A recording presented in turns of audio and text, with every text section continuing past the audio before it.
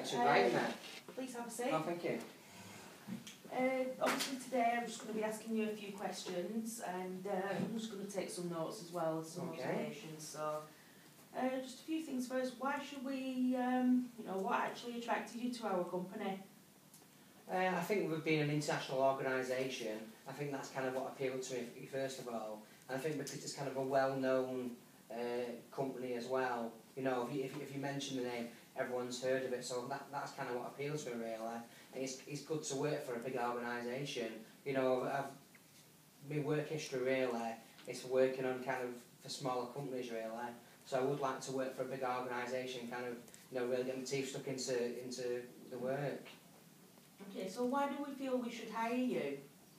I think hiring really because the experience kind of speaks for itself really. You know, since leaving school, I did an apprenticeship for which I went into different departments. From marketing to sales to customer service to purchasing. And I learned a lot of kind of experience there.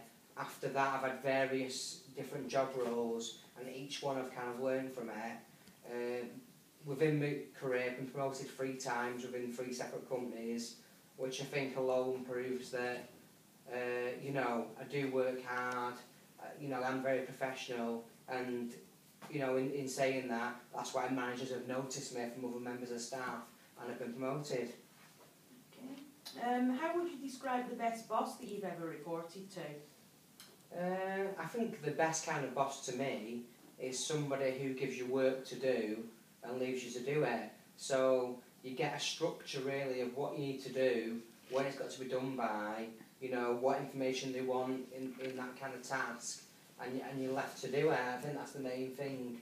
I don't think anyone ideally likes being micromanaged, and as a professional, really should be left to kind of get on with it.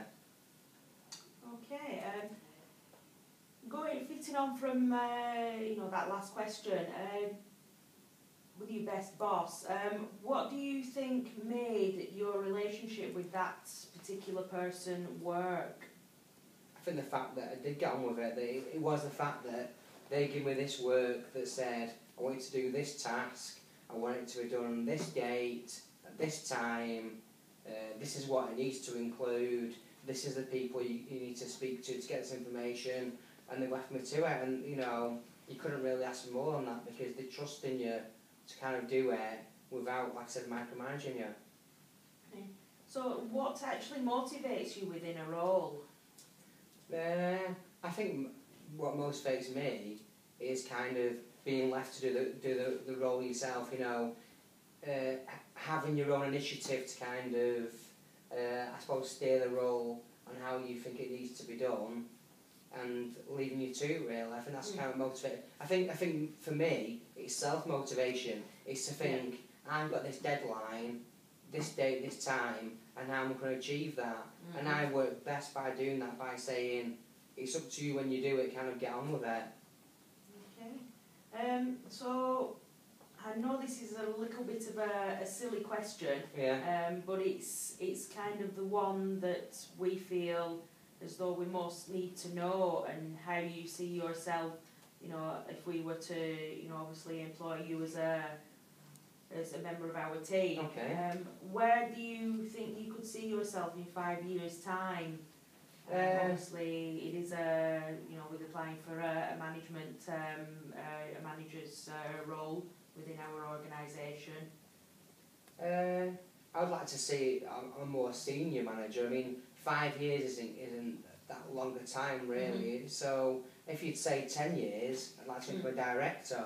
But in 5 years' time, obviously the management role I'm going for, I would probably like to be more senior manager, like on the senior management team. So progress to there. In 10 years, I'd like to think that I'm going to be a director.